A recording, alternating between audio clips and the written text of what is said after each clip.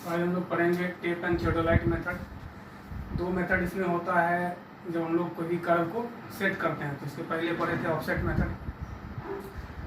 आज हम लोग पढ़ेंगे tape and theodolite method. Tape and theodolite method में हम लोग क्या करते हैं, टेप की मदद से लंबाई मेजर करते हैं, लेंथ मेजर करते हैं कोई भी लाइन का, और थियोडोलाइट की मदद से एंगल मेजर करते हैं। तो पहला पॉइंट वही है, in this method tape is use for making linear measurement. यानी टेप का उपयोग हम लोग लीनियर मेजरमेंट के लिए करते हैं, and theodolite is use to angular measurement, और हम लोग थियोडोलाइट का उपयोग एंगुलर मेजरमेंट के लिए लेते हैं। मतलब इस मेथड में टेप का उपयोग लीनियर मेजरमेंट के लिए और थियोडोलाइट का उपयोग हम लोग एंगुलर मेजरमेंट के लिए करेंगे। इस मेथड का नाम रैंकिंग मेथड भी है, रैंकाइन मेथड भी इसी को बोलते हैं हम लोग, या इसको हम लोग डिफ्लेक्शन एंगल मेथड बोलते हैं। मतलब इसका तीन नाम हुआ, tape and theodolite method, Rankine method, या इसको हम लोग डिफ्लेक्शन एंगल मेथड भी बोलते हैं। ये जो मेथड आज हम लोग पढ़ रहे हैं उसका तीन नेम हुआ, tape and theodolite method, Rankine method, deflection angle method. इस मेथड का उपयोग हम लोग तभी कर सकते हैं जब कॉर्ड का जो लंबाई है, ये जो कॉर्ड है इसको कॉर्ड बोलते हैं और इसको बोलते हैं आर्क। ये मेरा आर्क हुआ, ये आर्क हुआ और ये कॉर्ड। अगर ये कॉर्ड का लंबाई r/20, this method is recommended when chord length does not exceed. मतलब कॉर्ड का जो ये लंबाई है, ये कॉर्ड का जो लंबाई है वो एक्सीड नहीं करना चाहिए r/20 से। यानी मेरे कहने का मतलब हुआ, r मतलब रेडियस, मान लेते हैं इसका रेडियस 500, इसका का रेडियस हम मान लिए 500, तो 500/20 कितना हुआ, ये 25 मीटर। यानी ये कॉर्ड का लंबाई 25 मीटर से ज़्यादा कभी नहीं हो सकता है। तभी ये टेप एंड थियोडोलाइट मेथड हम लोग उपयोग करेंगे। यानी टेप एंड थियोडोलाइट मेथड में कॉर्ड का जो लंबाई है वो उसके रेडियस का 20% r/20 से ज़्यादा नहीं होना चाहिए। ये तीन कंडीशन है इसमें, तीन मतलब पॉइंट्स है। पहला पॉइंट्स टेप और थियोडोलाइट है, तो टेप की मदद से लीनियर मेजरमेंट करते हैं और थियोडोलाइट की मदद से एंगुलर मेजरमेंट करते हैं। इस मेथड को हम लोग रैंकाइन मेथड भी बोलते हैं, डिफ्लेक्शन एंगल मेथड भी बोलते हैं। और इस मेथड में ये ध्यान हम लोग को देना रहता है कि कॉर्ड का लंबाई जो है वो बड़ा नहीं होना चाहिए, एक्सीड नहीं करना चाहिए। किससे? r/20 से। r/20 से एक्सीड नहीं करना चाहिए, ये इंपॉर्टेंट है, इसको याद रखना है। उसी समय इस मेथड को हम लोग यूज करेंगे। इसका ये जनरल पॉइंट था। आगे देखते हैं, इसमें हम इसका डेरिवेशन सब देखेंगे।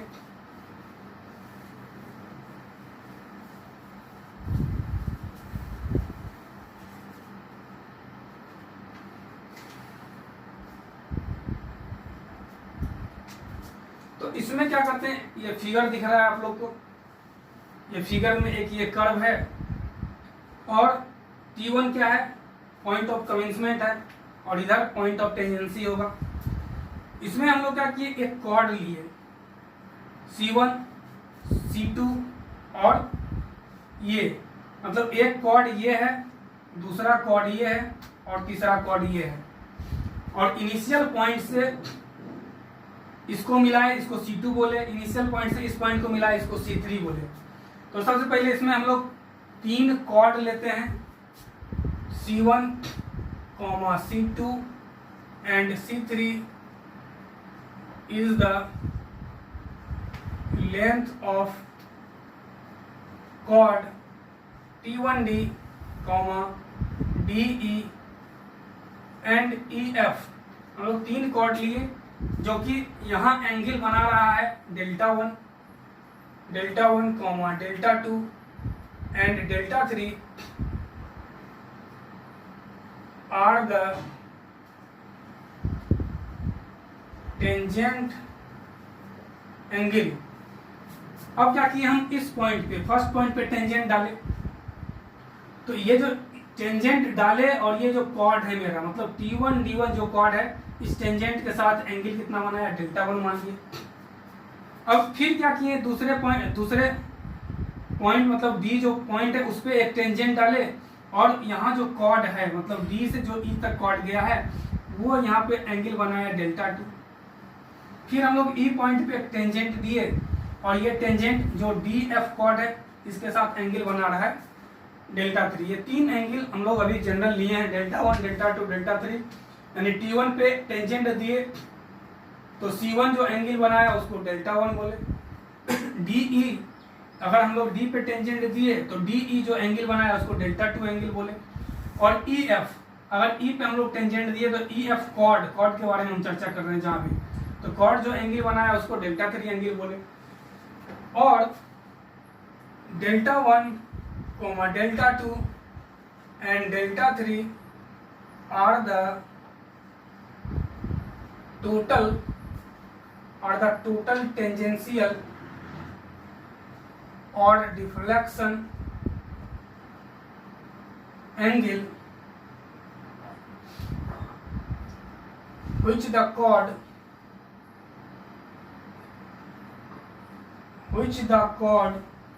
T1D, DE and EF make with first tangent with the first tangent AB। मान लिए कि पहला ये AB टेंजेंट है जिसको T1 BB बोले हम लोग, उसके साथ पहला जो कॉर्ड है वो डेल्टा 1 एंगल बनाया वो डेल 1 के बराबर है। फिर टोटल एंगल यहाँ से फिर एक इस पॉइंट पे हम लोग टेंजेंट लिए हैं तो यहाँ जो सेकंड वाला कॉर्ड है मतलब DE जो कॉर्ड है वो कितना एंगल बनाया डेल्टा 2। तो इस T1 पॉइंट को और E पॉइंट को मिलाए तो ये इसका टोटल डिफ्लेक्शन एंगल हुआ, मतलब यहाँ से इतना ये डिफ्लेक्ट हुआ तो टोटल डिफ्लेक्शन एंगल ये डेल्टा 2 हुआ। फिर इस पॉइंट मतलब DE कॉर्ड जो है E पॉइंट पे हम लोग एक टेंजेंट दिए, E पॉइंट पे टेंजेंट दिए तो कॉर्ड DE एंगल बनाया कितना डेल्टा 3। और फिर T और F को मिलाए तो ये यहाँ से ये डिफ्लेक्ट कितना हुआ डेल्टा 3 हुआ, मतलब ये इसका डिफ्लेक्शन एंगल डेल्टा 3। तो इसी तरह हम क्या किए टोटल डिफ्लेक्शन एंगल को डेल्टा 1, डेल्टा 2 और डेल्टा 3 के फॉर्म में ले लिए। अब इसे लिए हैं सिंपल, आगे देखते हैं। सबसे पहले क्या किए फिर से एक बार देखते हैं इसमें कि कॉर्ड मेरा T1D है जो टेंजेंट TB के साथ डेल्टा 1 बना रहा है।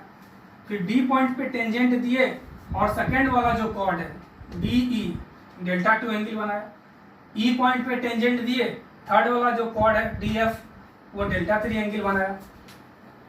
तो टोटल इस पॉइंट से कितना डिफ्लेक्ट हुआ, तो पहला बार ये डिफ्लेक्ट हुआ डेल्टा 1, दूसरा बार ये डिफ्लेक्ट हुआ डेल 2, तीसरा बार ये डिफ्लेक्ट हुआ डेल 3। तो ये मान लिया टोटल डिफ्लेक्शन एंगल को।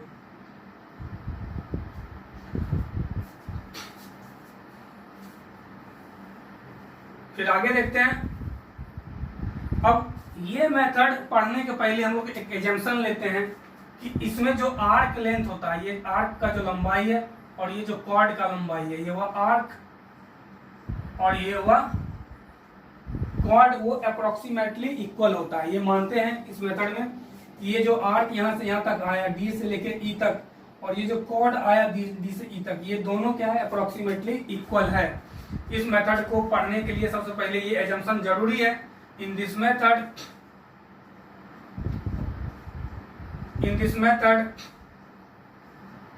the chord T1D is approximately equal to the arc T1D यानी C1। ये जो आर्क है मतलब ये जो आर्क यहां से यहां गया T1D और ये जो कॉर्ड है मेरा, ये कॉर्ड है, वो दोनों अप्रोक्सीमेटली क्या होना चाहिए इक्वल होना चाहिए इस मेथड में।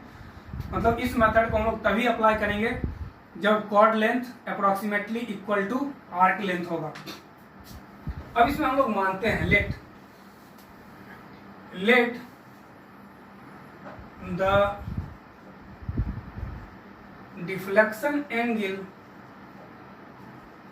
for the chord T1D equal to delta. मान लिए जो शुरू में माने हुए हैं कि ये जो कॉर्ड है मेरा, ये फर्स्ट कॉर्ड वो टेंजेंट के साथ कितना एंगल बना रहा है, तो डेल्टा 1। मतलब पहला मान लिए कि फर्स्ट कॉर्ड जो टेंजेंट T1B है या AB है उसके साथ एंगल बना रहा है मेरा डेल्टा 1। अब यहाँ एक ट्रायंगल दिख रहा है हम लोग को, OT1D दिख रहा है। तो OT1D में इधर ये जो एंगल है वो कितना के बराबर होगा, मतलब OT1D एंगल कितना के बराबर होगा, तो टोटल एंगल यहाँ से लेके यहाँ तक 90 डिग्री है। तो हम लोग जानते हैं कि कर्व पे अगर कोई टेंजेंट देते हैं वो रेडियस पे कितना एंगल बनाता है, 90 डिग्री बनाता है। तो टोटल एंगल ये 90 डिग्री और ये आउटसाइडर एंगल डेल्टा 1, तो ये इनसाइडर एंगल कितना हो गया 90 माइनस डेल्टा 1। मतलब ये अंदर वाला जो एंगल होगा वो 90 माइनस डेल्टा 1 होगा। अब इस ट्रायंगल के बारे में हम चर्चा कर रहे थे, ODT1 यानी OT1D ये एंगल हम लोग निकाले 90 माइनस डेल्टा 1, अभी निकाले फिगर में। और ये दोनों क्या है, रेडियस है, ये भी रेडियस है और ये भी रेडियस है। तो ये दोनों रेडियस है तो ट्रायंगल क्या हो गया, आइसोस्केल्स ट्रायंगल हो गया। और आइसोस्केल्स ट्रायंगल का बेस एंगल क्या होता है, दोनों इक्वल होता है। तो इधर वाला भी एंगल कितना आ जाएगा 90 माइनस डेल्टा 1। मतलब ये जो एंगल है वो 90 माइनस डेल्टा 1 और इधर वाला जो एंगल है 90 माइनस डेल्टा 1। और इस ट्रायंगल में तीनों एंगल का सम 180 होता है। तो इधर वाला एंगल हम लोग निकाल सकते हैं 180 degree minus 2 into 90 minus delta 1, ये दोनों एंगल सेम है। तो इसको जब कैलकुलेट करते हैं तो हम लोग ये 2 डेल्टा 1 आता है। मतलब ये जो एंगल आया सेंटर पे, जो ये कॉर्ड एंगल बनाया, यानी T1D जो कॉर्ड है वो सेंटर पे कितना एंगल बनाया 2 डेल्टा 1। इसका मतलब हुआ कि यहाँ जितना एंगल बनेगा उसका डबल एंगल यहाँ पे बनेगा। यानी सेंट्रल एंगल, सेंटर पे जितना एंगल बनता है उसका आधा कोई भी कॉर्ड अपने टेंजेंट के साथ एंगल का फॉर्मेशन करता है। उसी तरह D1DE है, यहाँ डेल्टा 2 एंगल बना रहा है। तो इधर वाला एंगल 90 माइनस डेल्टा 2, ये 90 माइनस डेल्टा 2 और इधर वाला भी एंगल 90 माइनस डेल्टा 2। तो सेम प्रोसेस, यहाँ 2 डेल्टा 2 हो गया। उसी तरह तीसरा जो कॉर्ड है वो एंगल कितना बनाया 2 डेल्टा 3 बनाया। तो यहाँ से हम लोग सेंटर का एंगल निकालने के लिए सीखे कि सेंटर पे एंगल कितना बनेगा। सिमिलरली जिस तरह से 2 डेल्टा 1 बना उसी तरह से 2 डेल्टा 2 बना, उसी तरह से 2 डेल्टा 3 बना। इसके बाद ये तो सारा मेजरमेंट अभी हम लोग सीख रहे हैं कैसे निकाल रहे हैं। अब एक फॉर्मूला और हम लोग जानते हैं कि थीटा बराबर आर्क अपॉन रेडियस होता है। इसका उपयोग करेंगे इसमें हम लोग, यानी ये फॉर्मूला जानते हैं तो क्या जानते हैं, arc T1D divided by radius equal to angle T1OD1 in radian. देखते हैं आर्क T1D, मतलब ये जो आर्क है, मतलब पहला जो कॉर्ड है T1D उसके ऊपर जो आर्क है, ये आर्क है उसका, ये आर्क डिवाइडेड बाय ये रेडियस इक्वल टू क्या होगा, सेंटर पे जितना एंगल बनाएगा, यानी आर्क बटे रेडियस बराबर थीटा। यानी थीटा क्या लिखे T1OD, मतलब इस एंगल के बारे में लिखे। यहाँ क्या हो गया, आर्क, इसको मान ले ये हो गया मेरा आर्क का लंबाई यहाँ से लेके यहाँ तक कॉर्ड के बराबर होगा। हम लोग अभी एजम्पशन देखें कि आर्क लेंथ करीब करीब किसके बराबर होना चाहिए, कॉर्ड लेंथ के बराबर होना चाहिए। और कॉर्ड का लेंथ यहाँ C1 है, यानी ये जो कॉर्ड का लंबाई है T1D बराबर C1, ऊपर एजम्पशन हम लिए थे, ये हो गया इसके जगह C1 divided by R radius, और ये एंगल कितना है 2 डेल्टा 1, रेडियन में होगा, इन रेडियन। इसको लिखते हैं, जगह थोड़ा कम है, C1 R divided by 2 delta 1 in radian. Clear है। अब यहां से हम लोग लिख सकते हैं डेल्टा 1 बराबर C1 upon 2r in radian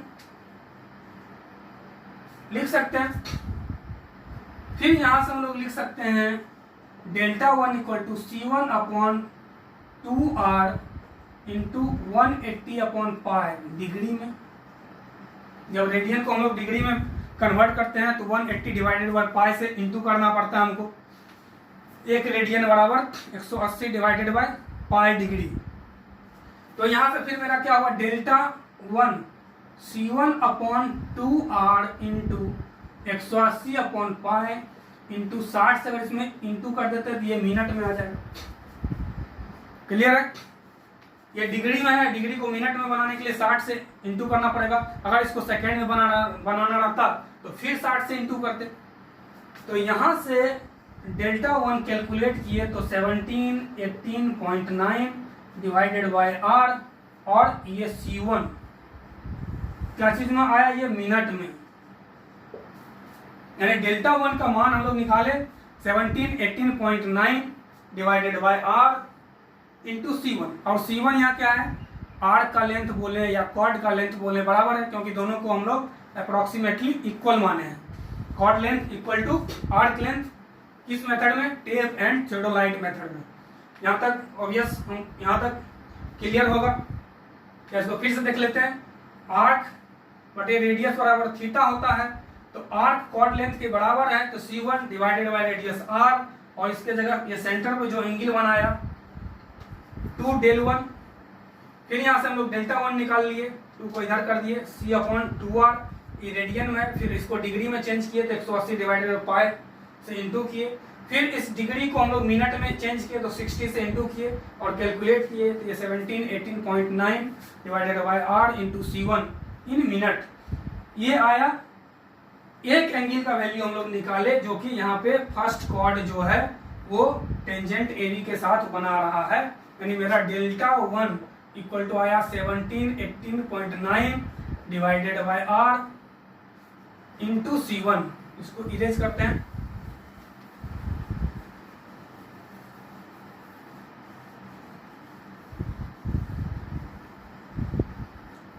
The total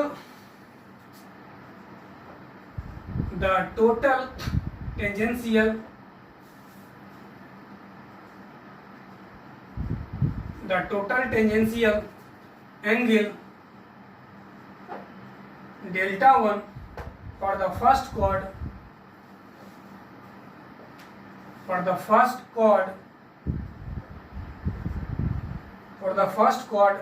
T1D equal to angle BT1D equal to delta 1।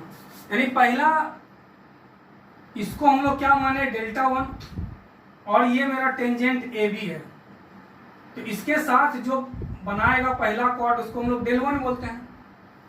Second cord जो बनाएगा उसको डेल 2 बोलते हैं। यानी डेल 1 तो इस समय फर्स्ट केस में क्या होगा, डेल्टा 1 के बराबर ही हो जाएगा। यानी मेरा जो डेल्टा 1 आया वो एक्चुअली किसके बराबर आया, डेल 1 के बराबर, और डेल 1 का मान हम लोग यहाँ निकाले हुए हैं। उसी तरह सेकेंड एंगल जो है, सेकेंड डिफ्लेक्शन एंगल है, वो किसके बराबर आएगा, डेल 1 प्लस डेल 2 के बराबर आएगा। तो यहां से हम लोग लिखते हैं the total tangential angle del 2 for the second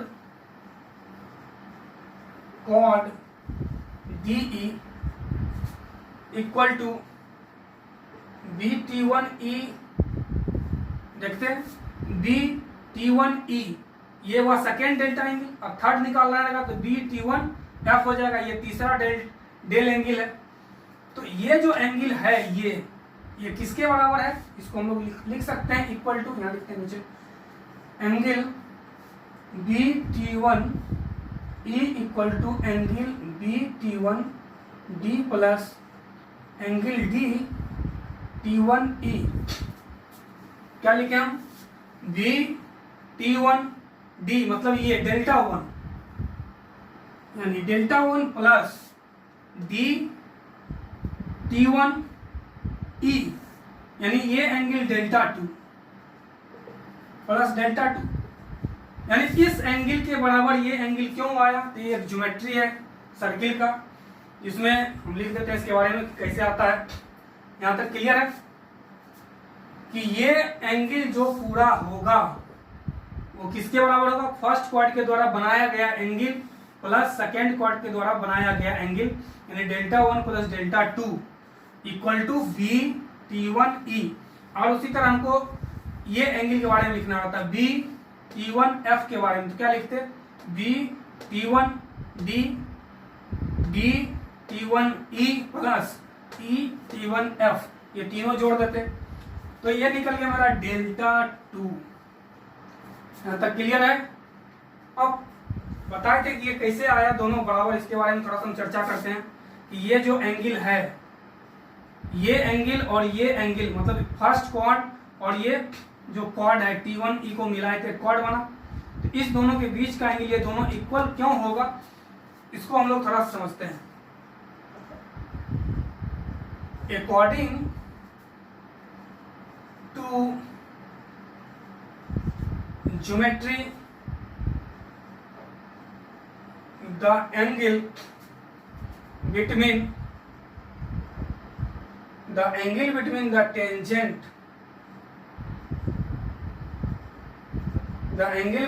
tangent and a chord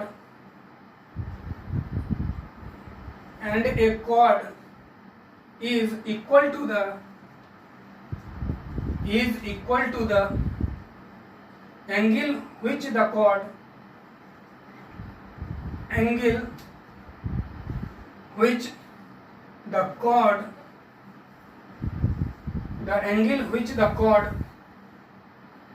subtended in the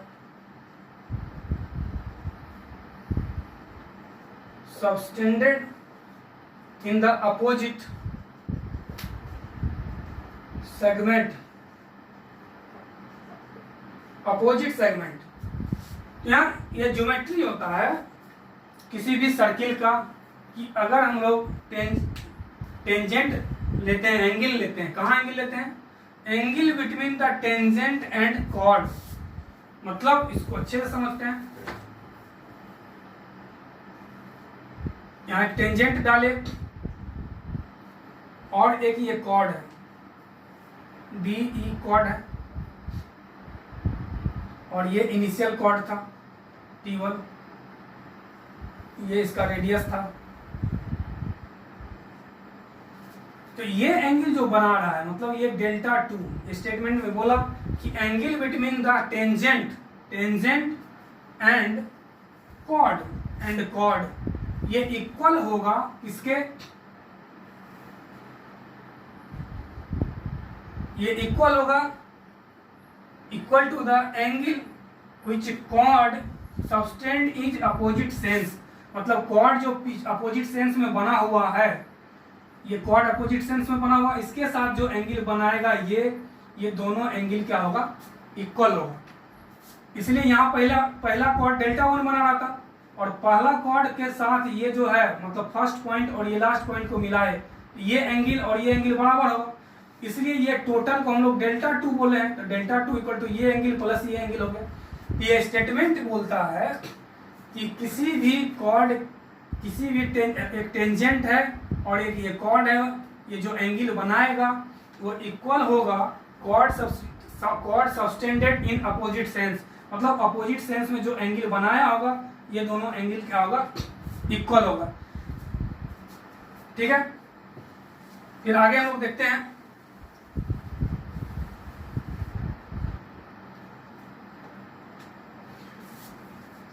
Now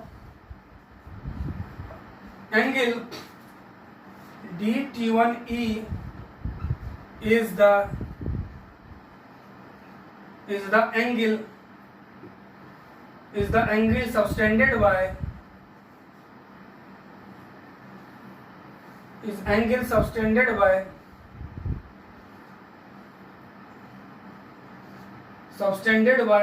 the chord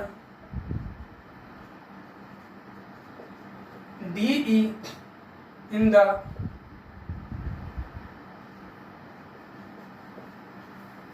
opposite segment opposite segment, it is equal to the tangential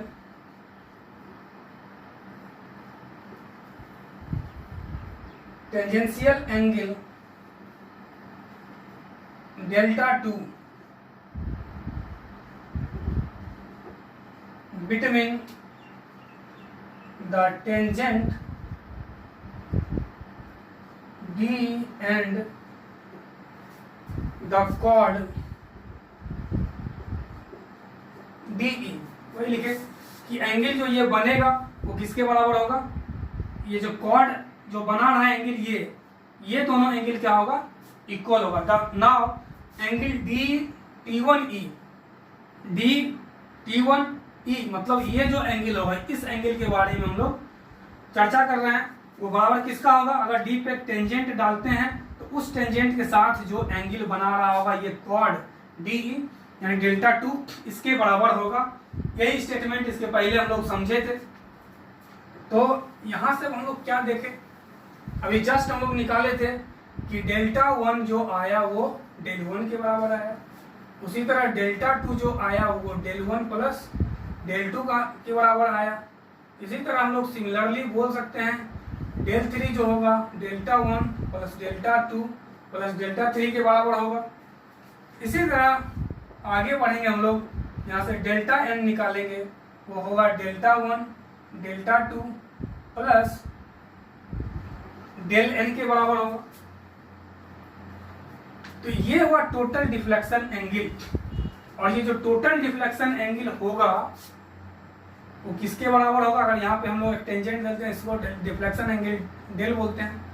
तो लास्ट में जो हम लोग चेक करेंगे तो ये होना चाहिए डेल्टा n जो होना चाहिए वो हाफ डेल्टा के बराबर होना चाहिए। अगर ये आ रहा है तो ये मेरा मेथड सही है, मेरा करना। इतना हम लोग देखे रैंकिंग मेथड में, डिफ्लेक्शन एंगल मेथड में, और इसको हम लोग टेप एंड थ्योडोलाइट मेथड भी बोलते हैं। ठीक है, आज की वीडियो में इतना ही।